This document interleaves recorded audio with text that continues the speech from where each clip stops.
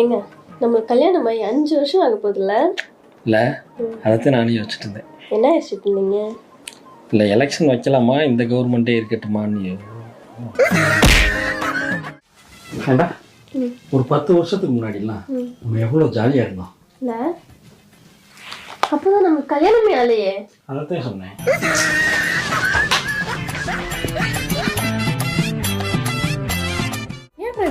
சொந்தக்காரங்க சந்தோஷமா இருக்கு என்னடா பண்ணணும்? நம்ம கஷ்டத்தை அடிக்கடிக்கு போய் அவங்கள்ட்ட சொல்லிட்டு வந்தாலே போதும். வரதட்சணை குடும்பம்னா என்னது? நீங்க மாப்பிள்ளை கிட்ட சொந்த வீடு, கை நிறைய சம்பளம், ஃபினான்சியல் செக்யூரிட்டி, ஹனிமூனுக்கு ஃபாரின், இப்படி எல்லாம் கேட்டு லைஃப் ஃபுல்லா அவனை இஎம்ஐ கட்ட வச்சு கொடுமைப்படுத்துறீங்கல்ல, அதுக்கு பேரு தான் வரதட்சணை குடும்பம். என்னது அப்படின்னு நான் சொன்னா நீங்க கேட்கவா போறீங்க? எல்லா பொண்ணுங்களும் அப்படி இல்ல. எல்லா பசங்களும் அப்படி இருக்க. இந்த கொடுமையை கேட்டீங்களா? ஏப்பா என்னாச்சு? நேத்து என் ஃப்ரெண்டு பொண்ணு பார்க்க வந்திருக்காங்க. சரி. சமைக்க தெரியலன்னு பொண்ணை வேணாம் சொல்லிட்டு போயிட்டாங்க.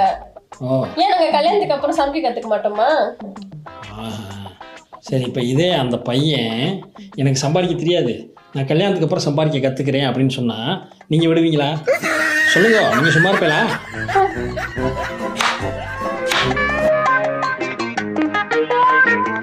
அபி, குப்பை வண்டி வந்திருக்குது, குப்பை கூட சீக்கிரம். அப்படியாம்மா, நீ அங்கே போய் உட்காரு, நான் மீதி குப்பை எடுத்துன்னு வரேன்.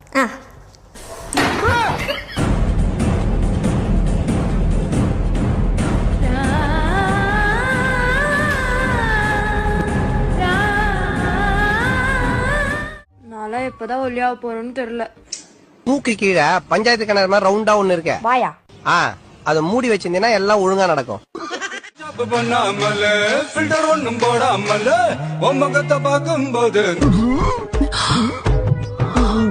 சார், உங்களுக்கு கல்யாணம் ஆகி ரொம்ப நாள் ஆச்சு. உங்க எக்ஸ்பீரியன்ஸ் எப்படி இருக்குங்கறத மக்கள் கிட்ட ஷேர் பண்ணிக்கோங்க.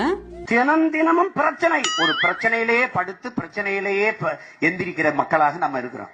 சோறு நீர்லாம் சாப்பிடுறது இல்ல. காலையில ஒரு பிரச்சனை, அது காலை உணவு. மதியம் ஒரு பிரச்சனை, அது மதிய உணவு. ராத்திரி ஒரு பிரச்சனை, அது இரவு உணவு. நன்றி, வணக்கம்.